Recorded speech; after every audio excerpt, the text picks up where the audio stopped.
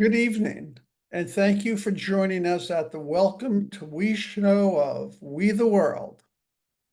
We the World provides a vehicle for connection, interaction, and opportunity for unprecedented cooperation between people, organizations, and movements.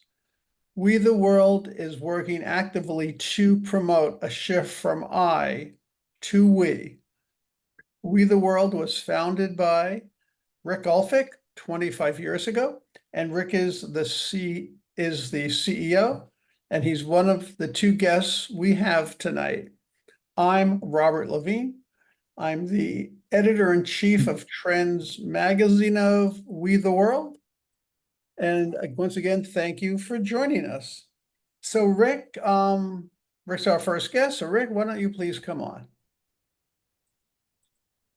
Okay. Good to see you, Robert. See you, Rick. And we're looking forward to seeing Patrick Carolan in a few minutes. So, Robert, this is actually an amazing time for We the World because we are actually celebrating our 20th anniversary of the launch of 11 Days of Global Unity.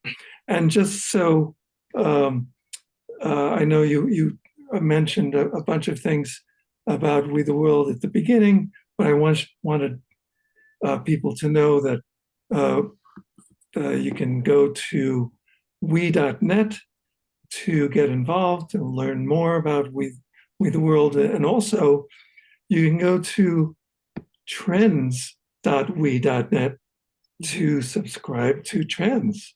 And of course, Robert Levine is the editor of Trends magazine. The full name is Trends in Global Grassroots Organizing magazine. And so you can subscribe and get past issues of Trends magazine at trends.we.net. Right, and we have an issue coming up, which Uh-huh. includes an article from our upcoming guest, Patrick. Yes, and it's a good comprehensive issue looking at 11 Days of Global Unity, the most recent iteration of that, which is kind of part of this celebration of the 20th anniversary.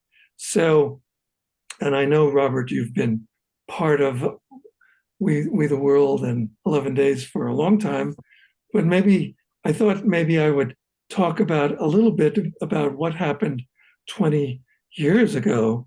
Yeah, please do. Yeah. So 20 years ago, on September 21st of 2004, we actually took over the Limelight, which is a dance club in Manhattan that was pretty well known at that point. But we took it over and did this amazing launch event with incredible speakers. Dr. Jane Goodall, she brought her entire team from Washington, D.C., and she had young people who created and flew these giant peace doves in 125 countries simultaneously, which was amazing, right? Well, that really is. It is. And Marianne Williamson was on the stage, kind of back-to-back keynote speakers. And Marianne talked about creating a cabinet level Department of Peace for the United States. We also had Gemma Boulos, who created the Million Voice Choir, with a choir singing in 80 countries, singing the song "We Rise" at 9 p.m. in every time zone, leading up to our event in New York City with Jane Goodall and Marianne Williamson on the stage. It's the Million Voice Choir. We had the Global Declaration of Interdependence, which Jane Goodall signed, and the first person to sign it was Marshall Rosenberg, who created nonviolent communication. Amnesty International was a major partner. Anyway, all of this happened 20 years ago. One more thing, and before I forget, the astronauts from the International Space Station, they also acknowledged the launch of 11 Days of Global Unity. So it was really spectacular. People came up to us and said that this was a life-changing experience. So we have done the 11 Days of Global Unity Summit every year since 2004. And now, this year, we had our 20th anniversary, and Dr. Jane Goodall came out, and we did an extended interview with her just to help us celebrate and be part of the 11 Days of Global Unity. Right. 20th and if I'm anniversary. correct, she just celebrated her 90th birthday. Exactly. And that was part of our conversation. And by the way, you can listen to Jane Goodall's interview and the other ones, just so you know. If you go to 11daysofglobalunity.org, and 11 is a numeral, so it's 11 days of globalunity.org. And there you can, whoops, and of course there's my phone. That was a bad surprise here.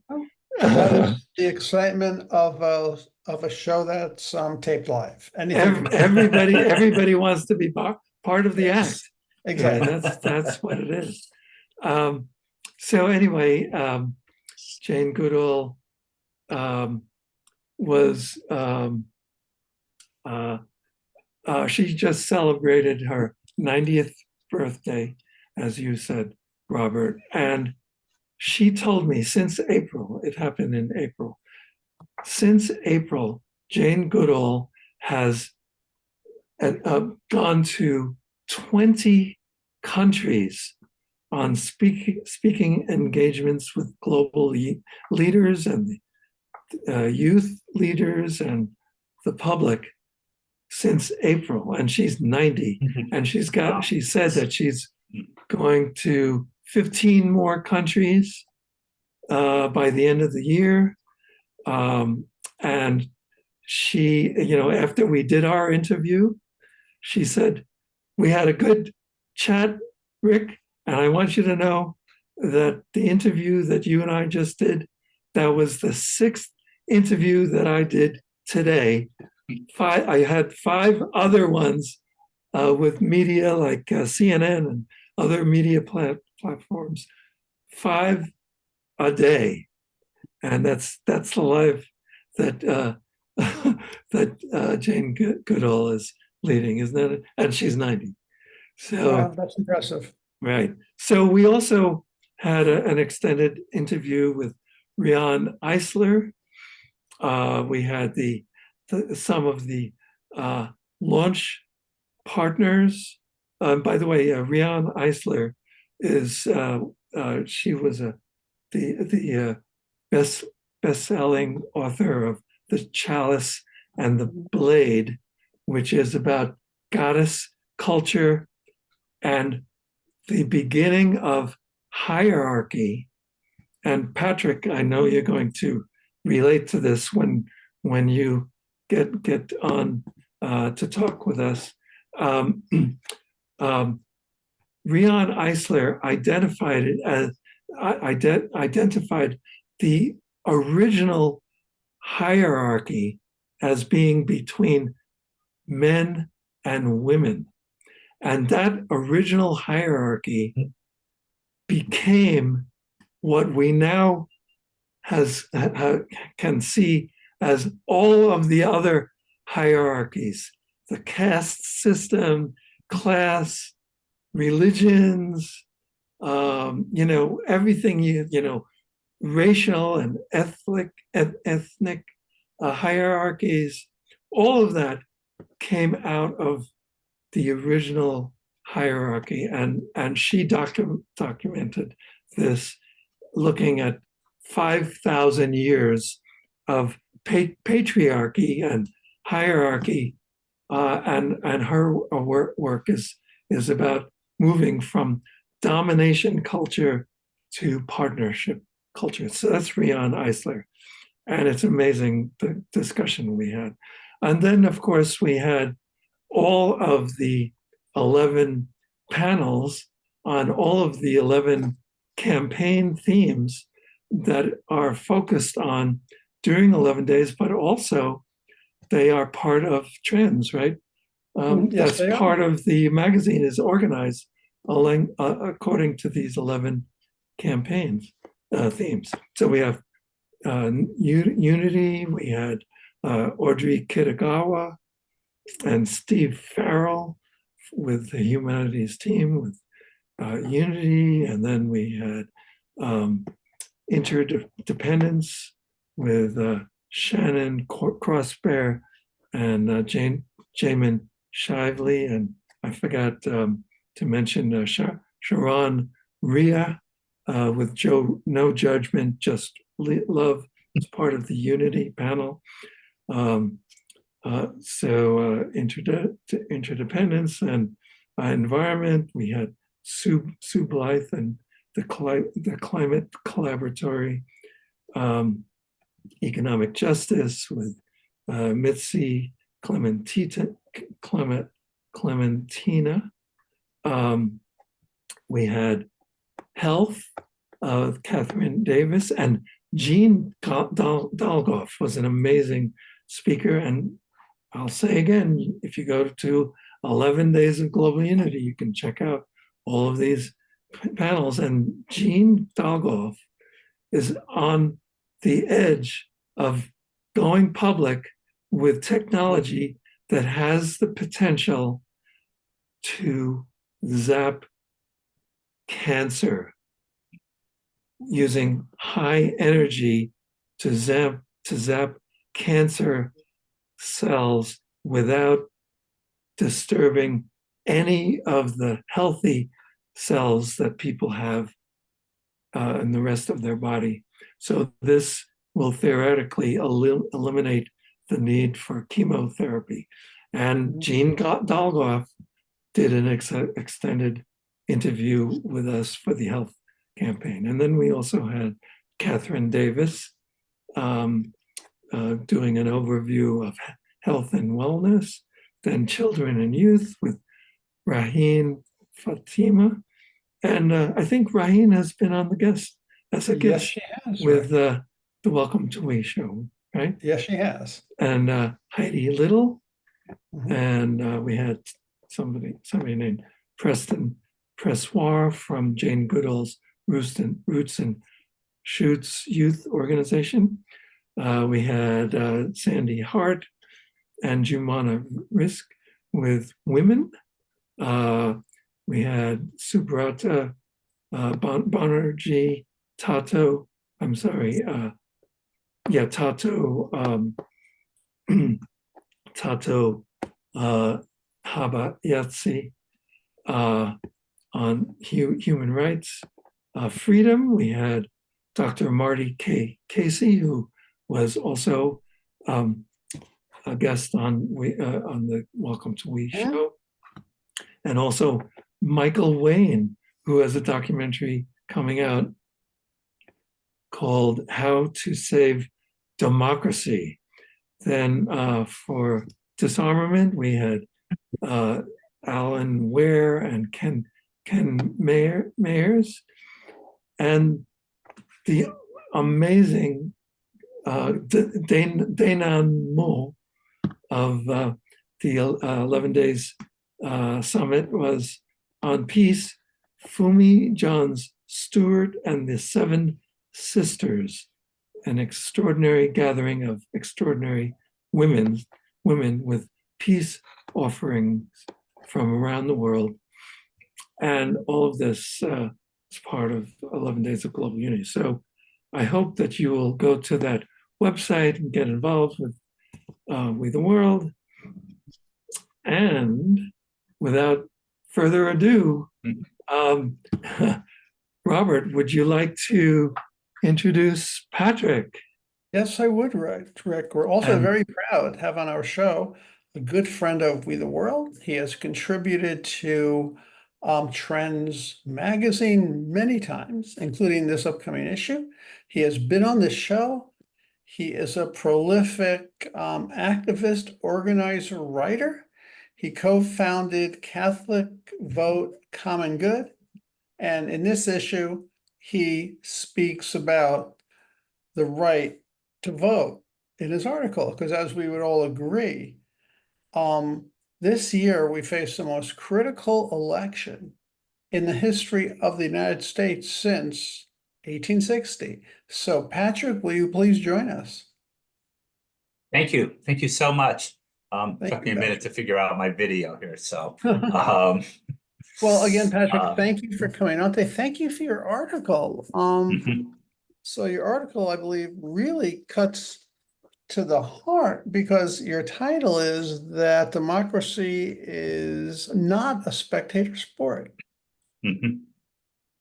Absolutely. And you know, we're in the US, we're facing this election in 2 weeks now. I believe it's the most important election that we'll face, certainly in my lifetime, but I think, you know, possibly throughout our country, maybe going back to 1860 when Abraham Lincoln was elected.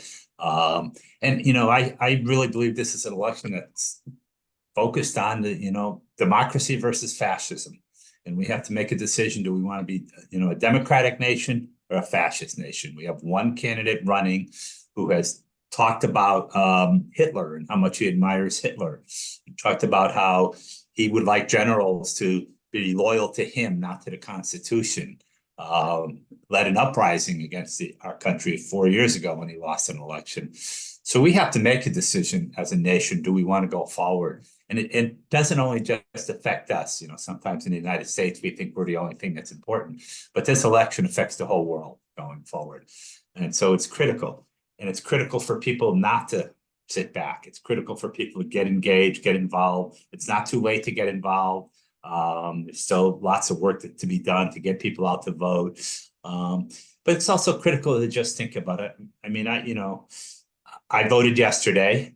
I don't necessarily agree with everything that Kamala Harris stands for. I agree with a lot of what she stands for, but there's some issues that she stands for that I don't like so much. But I have to look at, you know, do we want to be a democratic nation or do we want to be a fascist nation? And, you know, when I voted, and I wrote about this recently, this would be the 13th time I voted in a presidential election. And I voted for Kamala because I want to make sure that I have a 14th time that I can vote in a presidential election. And if Donald Trump gets elected president, I don't think that there'll be a 14th time to vote. I don't think we'll be voting again for quite some time. So that's how critical I believe this vote is. And again, it's not a spectator sport. It's easy to sit back. It's easy to say, oh, but I don't really want to say anything. I'm afraid of offending my friends. I tell people, you know, I'm an activist, as you mentioned. I write a lot. In Nazi Germany, when the Nazis first came into power, the people that they first went after were the activists.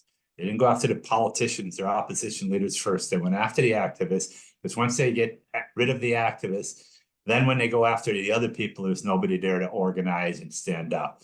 So I'll be one of those people that if Trump gets into power, he'll be coming after me. And I've said to friends who are Trump supporters, when you vote for Trump, just remember, you're voting to have somebody like me locked up. Mhm. Yeah, and what you're saying, maybe a couple of years ago, people might have dismissed the use of the term fascist, but just today, a Republican state senator from the state of Wisconsin came out and called Donald Trump a fascist. Mhm. So this is something I think a lot of people are starting to understand. It took a while, but I believe a Mhm. lot of people are starting to understand it. Well, and you know, you just have to look at the fact that, and I don't know the exact number, but I think it's like 40 of Trump's top aides when he was president have come out against him, including John Kelly, who was his chief of staff for 2 years, and you know, was a four-star general, considered a hero, war hero. And John Kelly recently came out and said that Trump is a fascist. If he said it very clearly. If you look at the definition of a fascist, Donald Trump meets all of those. Right. And especially I think it's important to mention that because in the last issue of Trends, we often offer a section on books. And one of the Mhm. books, the section was about fascism. For people Mhm. to really understand fascism, and fascism believes in exactly the opposite of what organizations like We the World believe in. They believe Mhm. in separating people, they believe in demonizing people, they believe in spreading fear and hate, and they do not believe in a free and open electoral system. Yeah, and let me add. But first of all, let me just say thank you, Robert and Rick, for everything that you all do. It's a joy for me to be here with you. I'm always grateful when you ask me to come on your show. I love being here with you, and I love writing for your magazine. So thank you so much for everything that you guys have been doing to really bring about unity in our world. We need to do more and more of that going forward. We need to understand that it's not just about us; it's about the whole world. Um, and you know, as you know, I'm part of the Franciscan family, and that's very Franciscan to what you guys are doing. St. Francis would wholeheartedly be supporting and standing behind you. But having said that, you know, as a person of faith, I'm still Catholic, and as a Catholic person, I really want to reach out to any of my Christian Catholic friends out there who are still thinking about who to vote for. And you know, character matters. Character counts in a person. We don't really vote that much on issues. We think we do, we pretend we do, but we really aren't voting for a specific issue. This is not a referendum on abortion. It's not a referendum on environmental justice. It's a elect a person to lead us. And so we want to elect a person who has a strong moral and ethical values and strong character. And clearly, Trump has none of that. I mean, he's convicted in a civil court for sexual assault.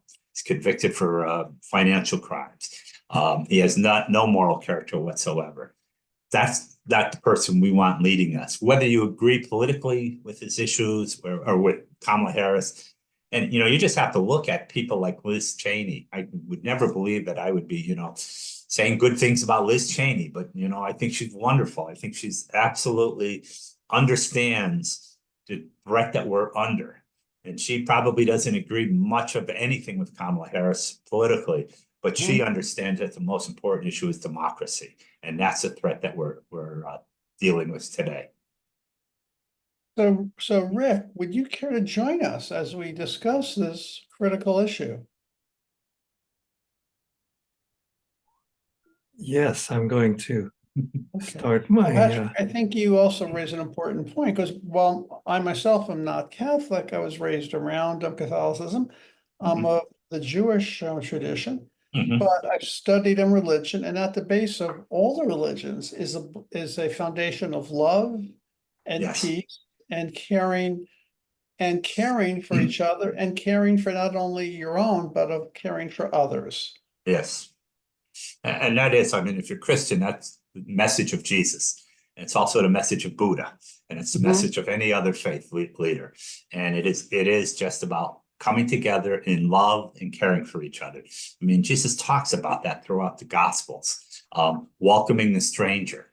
Donald Trump talks about lies about immigrants who are here legally They came legally in from Haiti and Springfield, Ohio, and Donald Trump lies both about their status and also claiming that they're eating cats and dogs. That's not a person of good moral character or ethical values at all. And so I think, as people of faith, it's so important for us to understand what it means to have a vote for somebody who really has similar ethical moral values than we do.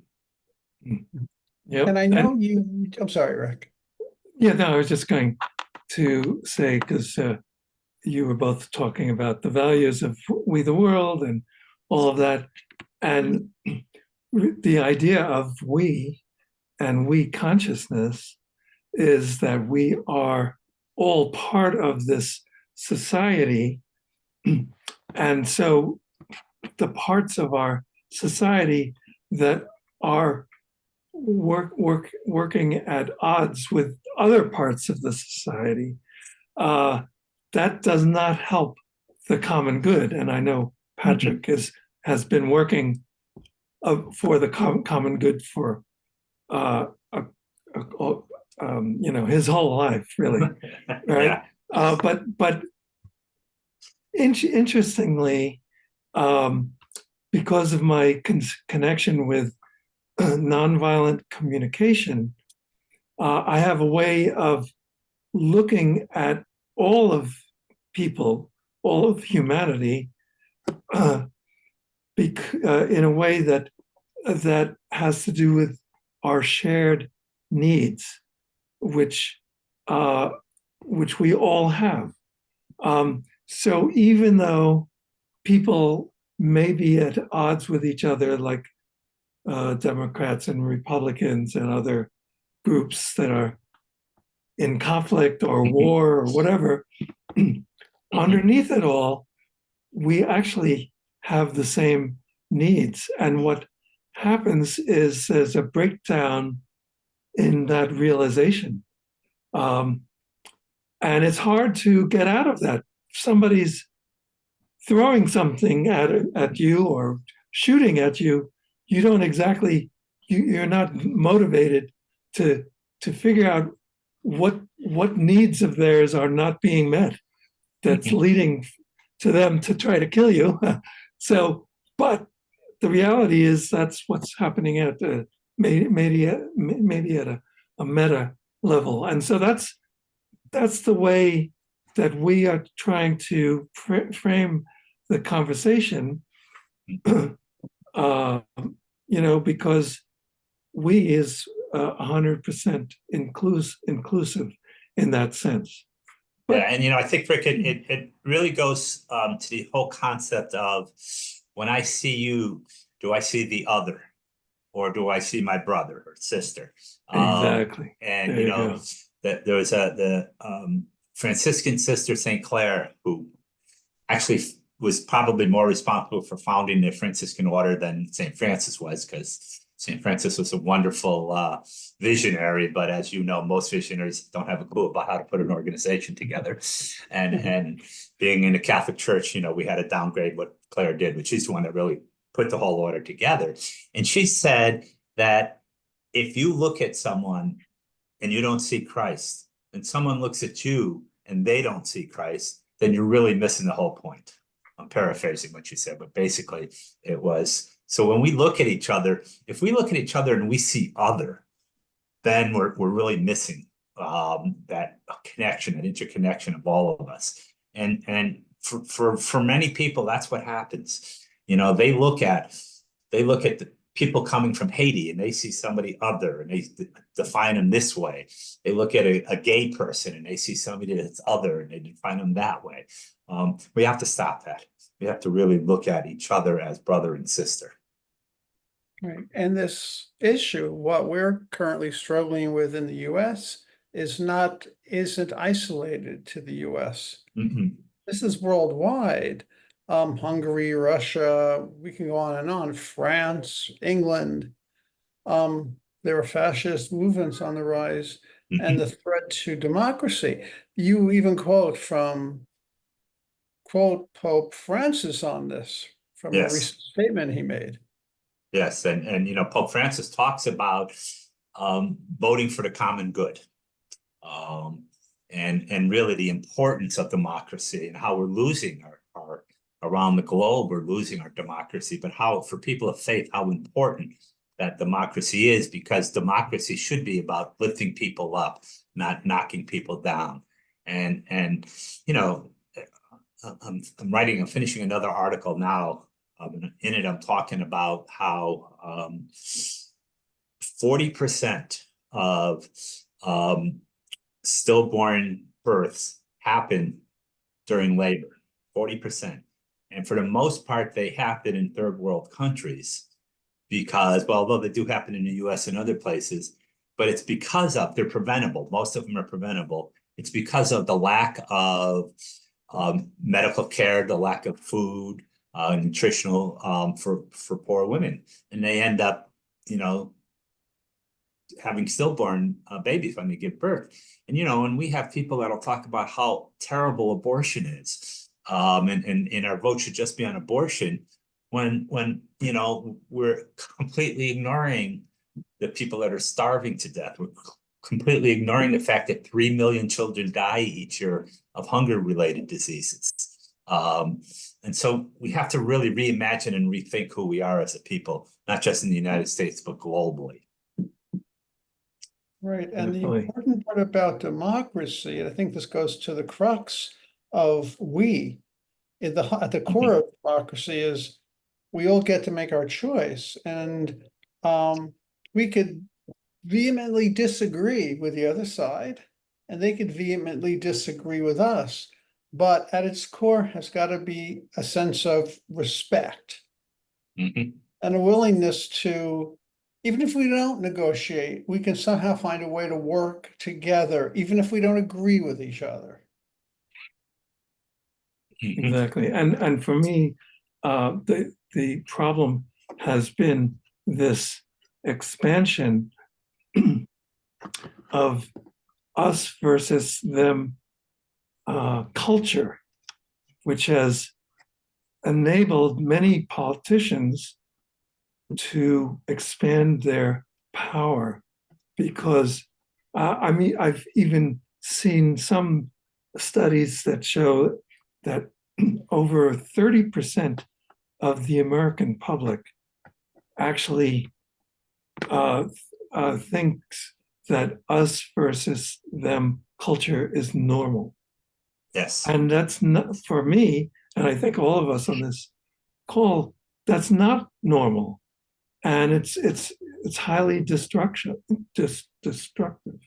Yeah, I think your number might be a little low. I think it's over 40%. It could be. But and again, I think it gets to that whole idea of that we don't recognize the Christ, the God in each of us, And there's a saying, you're both familiar with it, I'm sure, namaste. I mean, I do a lot of yoga, and we always end each yoga class with namaste.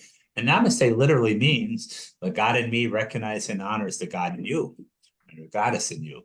And we don't do that. We don't recognize the goodness in each of us. We don't recognize the connection in each of us. We don't certainly recognize the God in each of us. If we did, we wouldn't be treating people the way we treat them. There wouldn't be 3 million children starving to death each, in countries. It's an fascinating thing to me. And I say this often, and I've written about it, as a Catholic, as a Christian, there's one prayer that we say all the time. It's called the Lord's Prayer. I'm sure you're both familiar with it, and in the Lord's Prayer, it says, "Thy will be done on earth as it is in heaven." So I always ask people, do you think in heaven there's going to be children living in garbage dumps while there's other people living in mansions? Do you think in heaven we're going to be destroying God's beautiful and wondrous creation? Do you think in heaven, we're going to allow children to be starving to death? Do you think any of that happens in heaven? And if it doesn't, then why would you think God would find that acceptable here on earth? And how do we, if it's on earth as it is in heaven, then maybe we should start creating that heaven here on earth. Maybe we should stop waiting to get to heaven and start creating heaven, which is actually the message that Jesus gave us. If you really study the Gospels, Jesus didn't talk about going to heaven. It's like an expression that my good friend Brian McLaren uses a lot. And he actually says he got it from me, and I said I got it from him. But I think we were both having dinner, drinking a lot of wine one night, and we sort of said it together. So, but the question is, do you think Jesus came with a building plan or an evacuation plan? Because most of our theology today is based on evacuation. We're here to go there. And everything Jesus talked about was created the kingdom of heaven here. Well, I know at least one of the most influential people to me in the way I think and the way I believe recently passed, and that's Gustavo Gutierrez, the Yes. founder of Liberation Theology. Theology, yes. And his message was very powerful. And I think his message went beyond the Catholic tradition about Yes. truly, representing and fighting for the poor and fighting for justice. Mhm. So I'm curious, Patrick, how would you, what do you think would happen if you had you had a conversation, maybe a public conversation with, let's say, an evangelist who is, let's say, a Trump supporter or from that kind of side of the spectrum. How do and you were talking about Jesus and morality and all of that. First of all, do you think that is possible to have maybe it would require a mediator or something, or a third party or something? Yeah. But what do you think could happen in that kind of conversation? I'm not sure. I've had those kind of conversations. Last weekend was at a conference in Denver, Colorado. The conference was Beer and Theology. It was kind of fascinating, and it was mostly evangelicals. But I tend to think sounds very, very frothy to me. Yeah, I tend to think that most of them were more of the progressive evangelicals.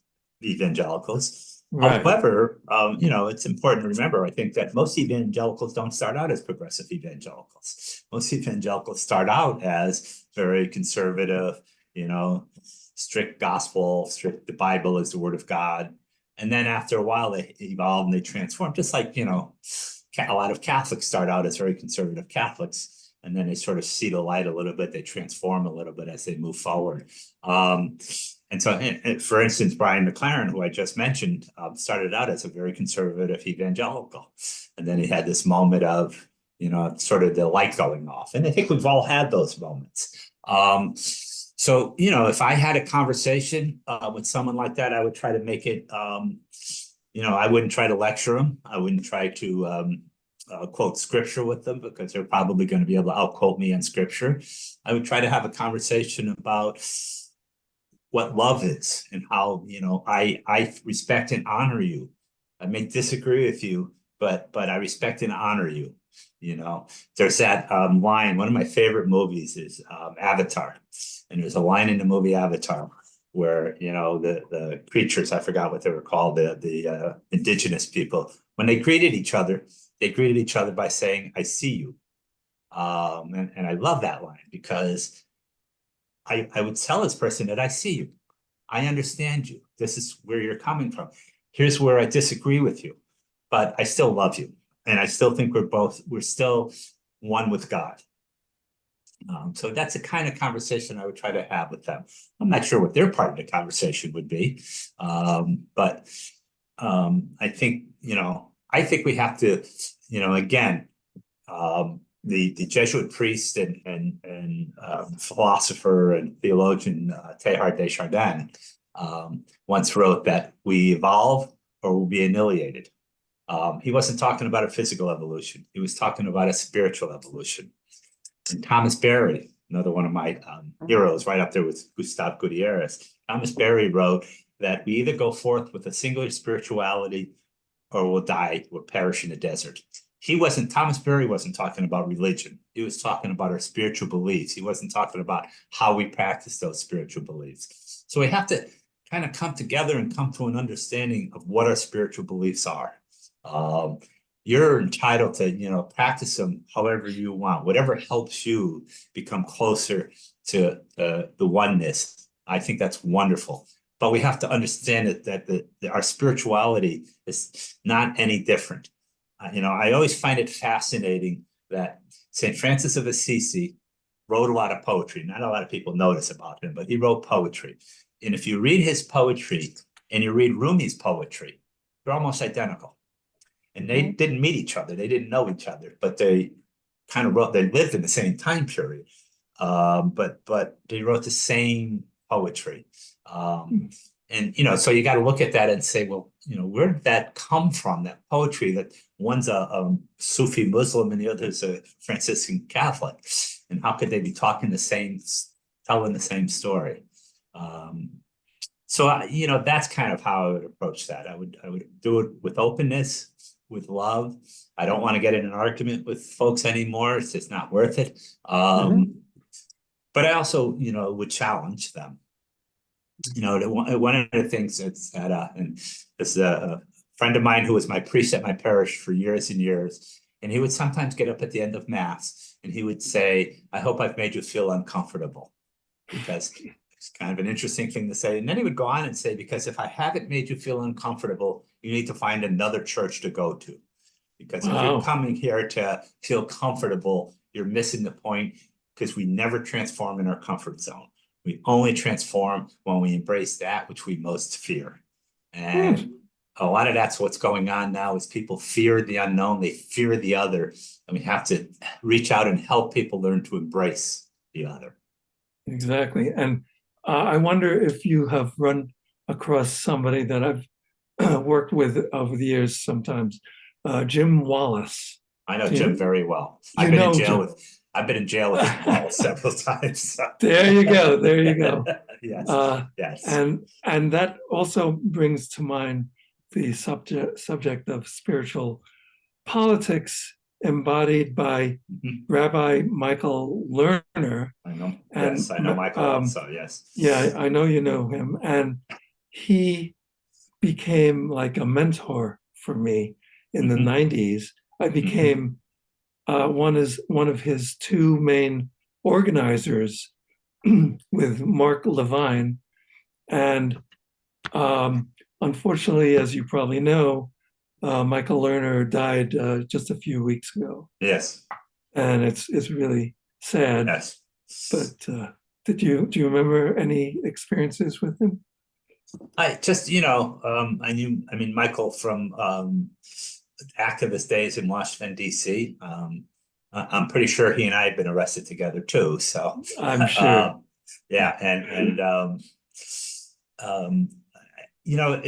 What was always interesting to me about those experiences was we weren't Christian, we weren't Jewish, we weren't Muslim. We were people of God, and when we did these demonstrations, we came as people of God.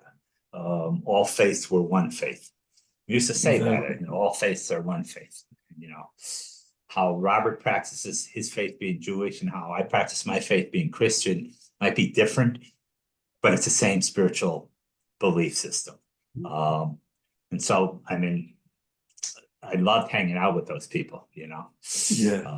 I still hang out with Jim Wallace. I still talk to Jim pretty regularly. So.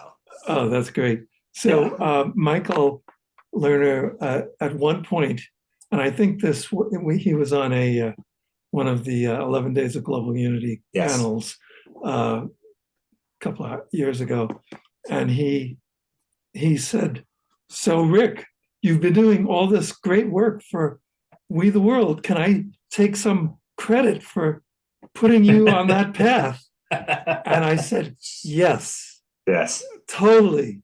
Because before I met Michael, I was just doing music full-time, writing music for TV and film and, all that stuff. But I went to an event that he organized. And from that point on, I started going to his salons that he had in his apartment on the Upper West Side in Manhattan. every Saturday night, Mhm. and the rest is history. Eventually, I started We the World, and the whole thing. Yeah. Yeah. For me, it was probably Richard Rohr who, sort of led me down that path more than Richard's very sick right now, Oh, unfortunately. wow. Yeah. But I remember going to a retreat maybe 20 years ago that he was speaking at. And I'd read his work. I never had a chance to meet him, but I met him there. And that really was, and he and I became good friends over the years because when I worked for the Franciscans. Yeah. But there are people like that out there that just sort of mentors and things like that. It's an interesting thing. I get asked a lot today about, I get calls saying, well, can you do this or would you do that? And I always tell people what I want to do now is be a mentor to young people. I'm done running organizations. I'm done doing that. I love writing. I love being an activist, but I want to mentor young people because I want to make sure that the next generation or the generation before that. It's really interesting. Every Wednesday, I volunteer at a soup kitchen at St. Thomas More at Yale University. Fascinating soup kitchen because half of the volunteers are people like me, older, been around. The other half are Yale students.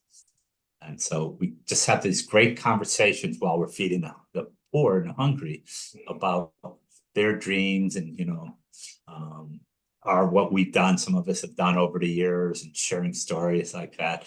And that's what we have to be doing. People like you and I, Rick. Robert's still a little younger, so he can still, but just that, because young people, I believe, are really searching spiritually and searching. You're experimenting, you're doing lots of things. They're not really that interested in formal religion as much. They're interested in, I believe, more community and how do you build community and how do you build, and within that community where you care for each other and take care of each other, what's your spirituality about that community? That's what I think. And they're interested in how that community can help them reshape the world and how their small community can expand and really reach out and help reshape the world. And I'm as I'm very optimistic to start with, but I think we're in this middle of this time of transformation. I actually think one of the things I like about Kamala Harris is I think she's transformative. I think electing a Black woman as president is going to transform our nation and the world to a certain extent. Because it's yeah, I'm sorry. No, go ahead. So we started out our show today with concern about the election, but I think there's a positive side to this election. I think we're seeing a movement towards the common good. People that are dropping their party affiliations. I mean, there's still plenty of division, but more and more people are coming out and realizing that we've got to work for the common good. And I came of political age in the 60s and as a very young child. And this is something completely new, and it's both scary and wonderful. Yeah. Yeah. And it's an interesting thing, I think, because I always felt that, and as you know, I've been politically active. I actually ran for office years ago, and I always thought that I don't want to say the other side, but Republicans, for the most part, the people that I was running against or campaigning against, that we had the same end game in mind. We had a different way of getting there. They had a different way that they thought would be the best way than I thought. But when you came down to it, I remember when I ran for state representative in Connecticut, and my opponent was a conservative Republican. And we had a wonderful campaign. He won. I knew he was going to win because I lived in a district and he's been the House Minority Leader for 20 years. So I went into it not thinking I had a chance, and I did really well. But our discussions were not on, attacking each other. They were on, here's our end game. What's the best way to get from here to here? And we had different ideas on how we get from here to here, but we both agreed on this is where we want to be at the end. And that's where we have to get back to. I don't feel that way anymore. I don't feel that way about a lot of, or I didn't feel that way about a lot of Republicans, folks like that. But I'm beginning to feel that way again. As you mentioned, Robert, the whole, somewhat transformative is I'm beginning to feel that way again. I'm beginning to feel that people like Liz Cheney and Kamala Harris, they can get together and they can talk about, and I think they probably both would agree on here's where the end game is, here's where we want to get to, different ideas on how to get there. And, people like Tip O'Neill and Ronald Reagan managed to get stuff done because they both believed in the same end game to an extent. And they had different ways to get there, but they were willing to talk to each other and compromise with each other and figure out here's the way we can get this stuff done.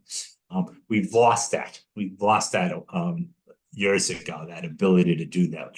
And that's what we have to get back to in this country is the working across the aisle, working with each other, compromising and coming up. Because, my ego likes to tell me that I know best and that, I'm the one that has the best answers, but I don't. People have, other people have different ideas and different ways of doing things. So let's have a discussion about it. Let's talk about it in a very respectful way of what, where we're trying to get to, what the goal is, how we get there. And then let's come to a compromise on what the best way to do it is. And then let's move forward. And that's what I think we're trying to get back to.